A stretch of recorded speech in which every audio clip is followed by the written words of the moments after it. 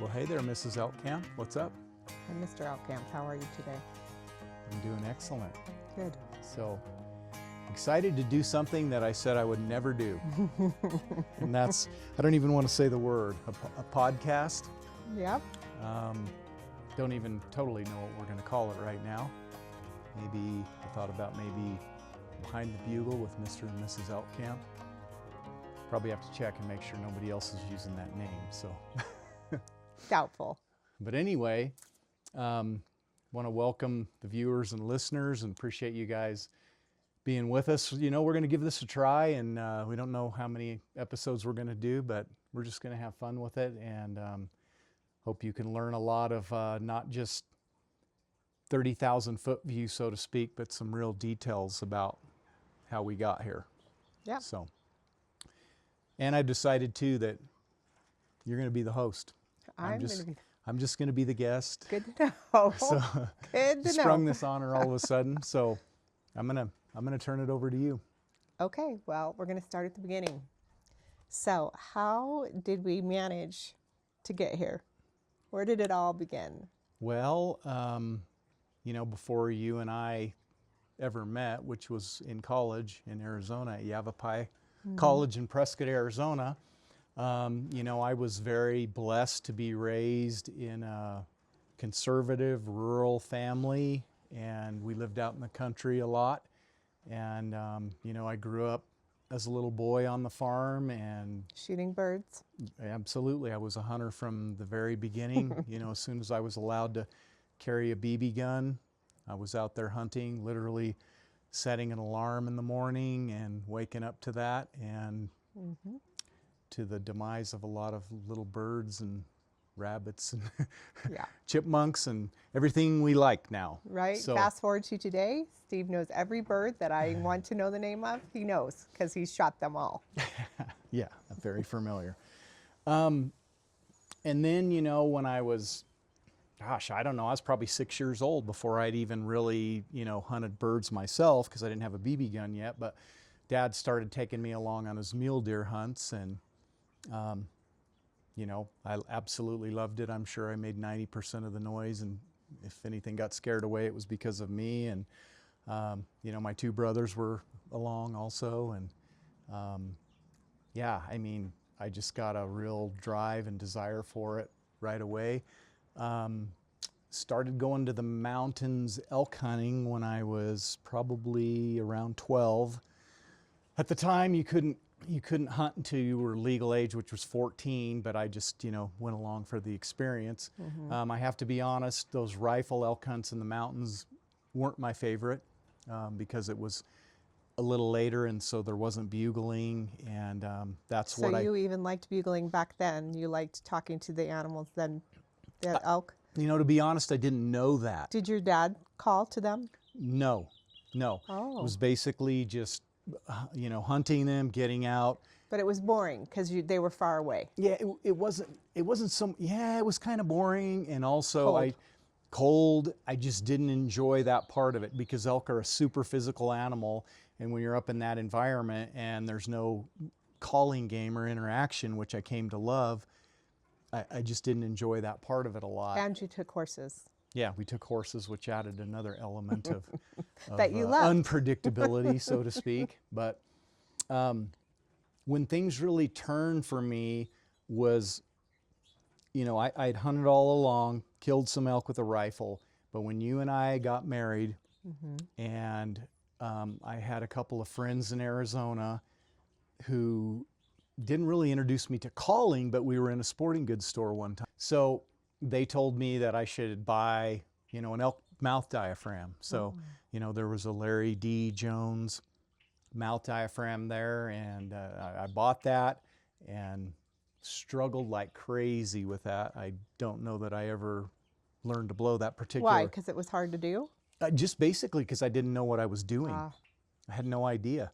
I thought I was supposed to be saying something into the call, which I found out later on is not a good starting point. Like some of the packaging on these calls will say EI or EO or say various things into the call, and I found that you don't want to do that. Right. And we'll talk about that in a later we will. podcast. We'll get to that.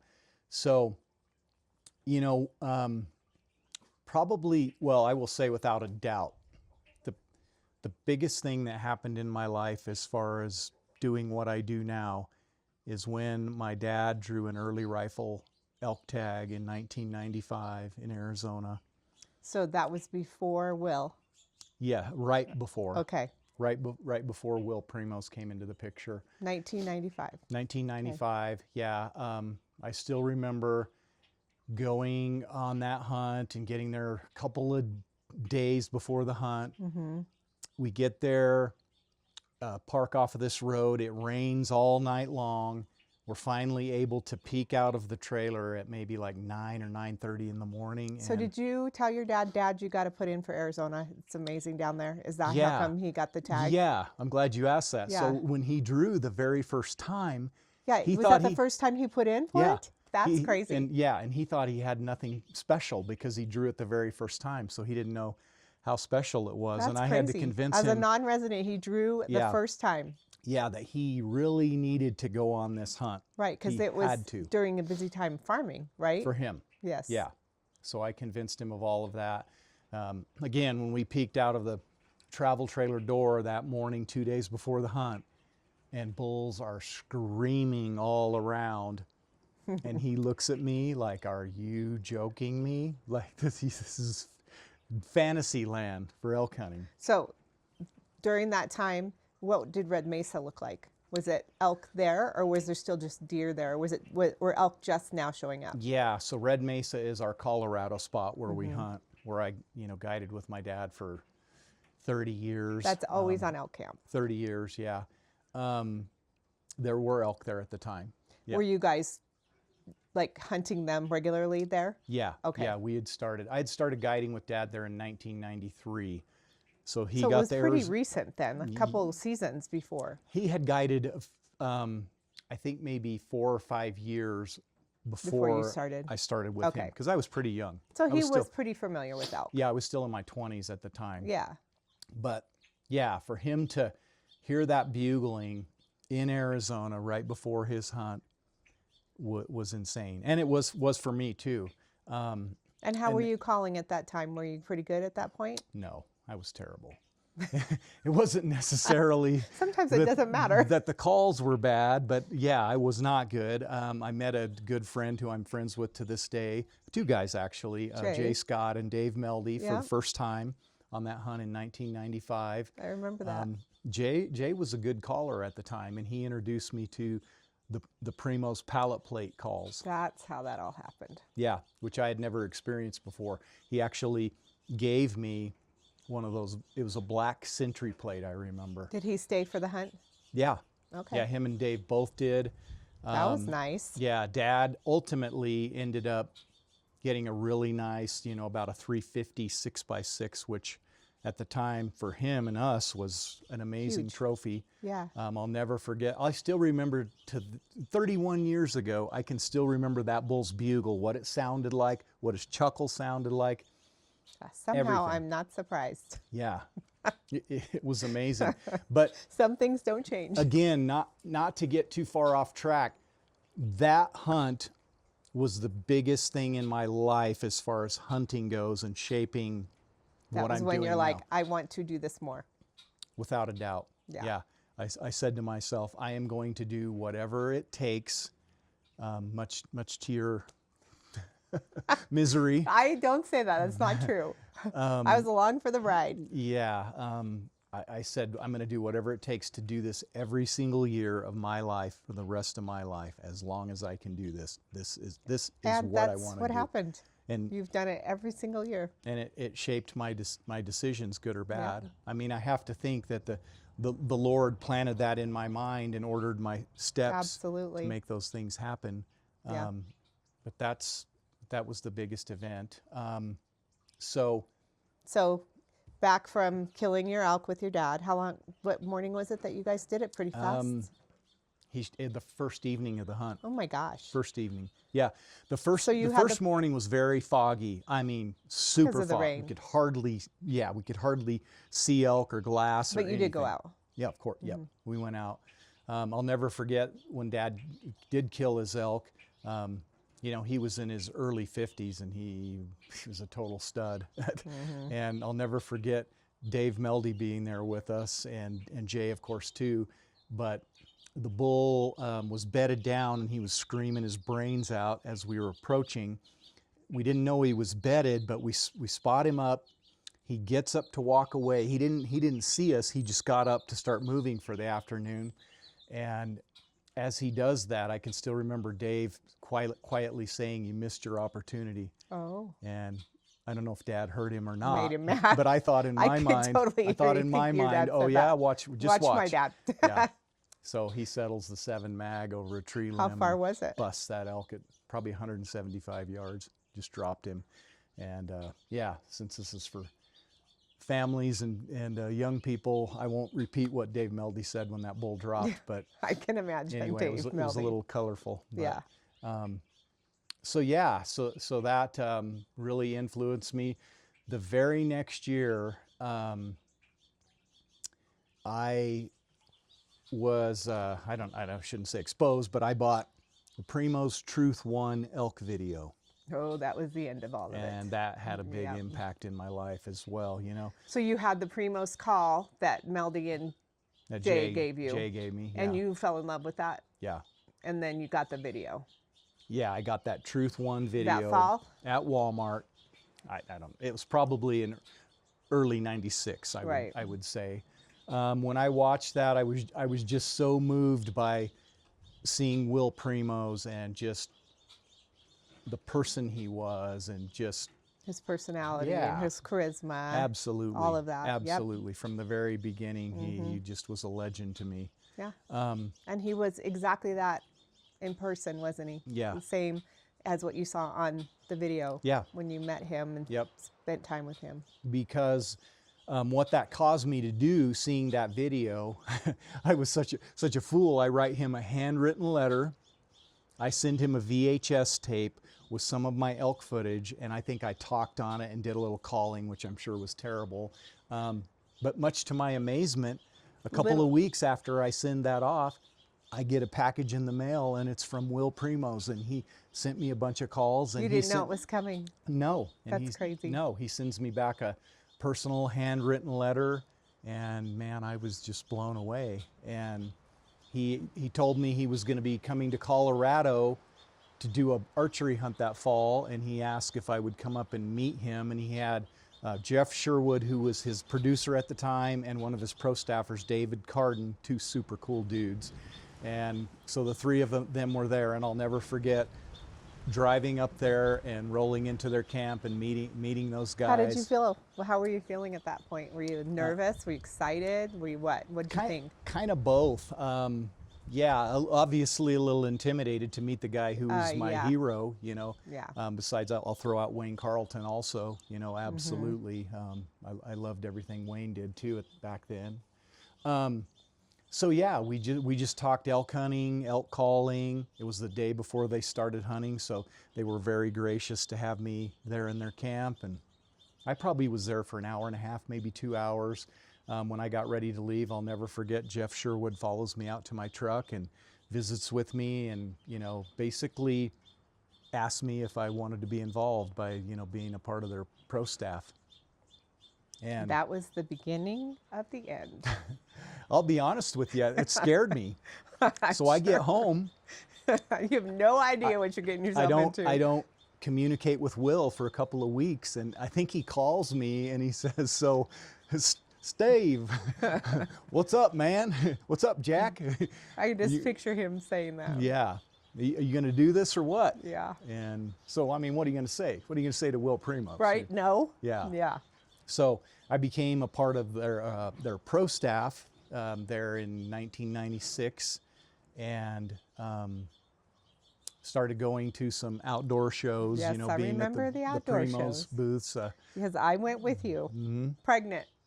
Yeah. Remember in Idaho? Yeah. Freezing cold. That was actually an archery. That was actually a buyer show. That was the first one that I ever did. Yeah, and you called a bunch of people into the booth. Remember? Yeah. So basically, you were calling, I was there. and everybody was like, "Who is doing that?" So And it was you. So what's crazy is Will has me there like taking orders Yes, for all and you have these no idea what you're doing. outdoor companies, and you know what I mean? Yeah, like thank you, Will, for trusting me, even though I was He's like, a person that has totally a brain that can green. call. Yeah, I don't know about either one of those, but yeah, I'll never forget too being at that show, and a guy who had an archery shop, I think it was in Oregon, I want to say, he came up and started telling me I was blowing the Terminator bugle wrong, and he started blowing my bugle, my personal bugle. And to be honest with you, it was annoying, but he was right. You really? Looking back, yes, he was right. Did you think that at the time? No, I did not. You just like, whatever. I did not. Don't put your mouth on my bugle. But let me tell you, it made me determined to learn that call. You got a little of your dad in you. You're like, oh no. Yep. That's not happening So again. the very next year, here's how that went down. I go to the SHOT Show in Las Vegas. Guess who I'm rooming with? Will. I'm rooming with Will Primos. Yeah. It was insane. Because I think they asked you at the last minute, didn't they? And they couldn't get a room, so you ended up with Will? Or do you think he wanted to room with you? I don't know. I'm Yeah. not sure about that. I doubt he wanted a roommate. I still remember it was right when he was about Yeah. to really take off and He go was big. super stressed. He was stressed, and he would listen to Gordon Lightfoot at night on his headphones, and I would sit there wondering if I was keeping him awake or not. Snoring? Probably, as you know, maybe not back then. Not back then. But anyway, so he would still be the first guy up and at the breakfast table in the morning. Guy just I'm sure he had a lot on his mind. has no back down, no quit in Yeah. him. But I remember when I got to that show and I pull up in my truck, and for some reason I had some stuff for the booth. I don't know how that happened. Maybe some Maybe from Idaho. calls or something. Or they shipped you something. But anyway, it was so cool because Harold Knight, David Hale, and Chuck Jones of Knight and Hale Game Calls see me pull up and see I have a bunch of stuff. They have no idea who I am. They come walking up and Help ask you. if they can help me. Yeah. Yeah. Yeah, and I really liked those guys at the time as well. So that was super cool. All these legends, Getting to babe. meet all these legends right in the beginning when I was just getting my feet wet. So yeah, so I do that SHOT Show. Amazing experience to be with Will and you know a lot of the other guys from the Primos team. And I still remember when I drove home from that trip, I thought, I am going, by golly, I'm going to learn to blow this Terminator like nobody else. And so, you know what I do? Pretty much the whole way home. Yes. And once you get home, our house was full of bugles I for blew a that. very long time. I blew that Terminator. The And poor girls. I will say this, a lot of people, I'm gonna look right at the camera. A lot of people make fun of that call and think it sounds wrong. But let me tell you, when you learn how to blow that call and you learn it correctly, it's amazing. Money, huh? It's money. Yeah. So I especially learned to chuckle on it. And at the very next show I went to with Primos, I'll never forget getting to the booth and pulling that call out and blowing it. And the other Primos guys looked at me like, are you kidding me? And the legend began. That The goat started. No, I don't know about that. I was probably still pretty average, but Well, not compared to everybody else. I think it was at that very show that Will pulled me aside. You know, I was at the booth there with him and several other people. He pulls me aside. He says, I want you to go around the show. And he gave me a bunch of calls, and he said, I want you to go up to every outfitter's booth and give these guys elk calls. Talk to them for a couple of minutes and give them some elk That calls. would be like way out of your comfort zone. Right? And you did it. Yeah, and I did it. I'll never forget walking towards some outfitters' booths, and I walked by Abe Moline's booth. For the listeners who don't know who he is, he has Abe and Son elk calls. I don't know if that's You what walked it's by still- his booth? I walked by his booth. He You sees didn't know me. he had the elk calls? I knew of him, yeah, for Okay. sure. But I walk by his booth and I'm carrying the calls and I'm carrying a Terminator around my shoulder, and he sees me. He doesn't know who I am, but he hollers at me. And I turn and look at him, and he's looking right at me, and I'm like, oh my gosh, he's talking to me. And he goes, hey man, you know what that call sounds like? And he points at my Terminator, and he says, I say, what does it sound like? He says, it sounds like a chimpanzee with an elephant's attitude. And did you blow it, or did you just I didn't walk blow on? it for him. I was just like, okay, Yeah. to have, another legend in the calling industry say that to me Yeah. kind of embarrassed me, but I continued on, passed all the calls out. Oh gosh, I think it was that very summer, Jeff Sherwood calls me up, who I had met the first time I went to Colorado. Yeah. Who asked you to be the pro staffer? Yep. And he invites me to come on a hunt with him. I think it was in Montana. I remember that. And I thought, oh gosh, there's no way I can do this with my schedule, And I turned it down, and I just didn't feel like I could do it. And I think it was 2 or 3 years later before I got invited again. And by that time, I thought, if I ever get invited again, by gosh, you're gonna go. I'm gonna go. And that was Colorado. I think it was called the Calibra at the time. It was originally called the Taylor Ranch. But I went there, and I called for, the first person I called was for Jim Horn. Oh, Jim. Yep, good old Jim. Good old Jim. And he killed a very nice 6x8. I think it was like on maybe the second morning of the hunt. Kenneth Lancaster was videoing with us, which was really cool. Kenneth has that show now. I'm drawing a blank on The Given Right. The Given Right. Very good show. So Kenneth was videoing with us. After Jim got his bull, then I got with Dean Davis, and we went out, and I still remember the first time going out with them, and our videographer on that hunt was Chris Ashley, who is on the show Small Town Hunting.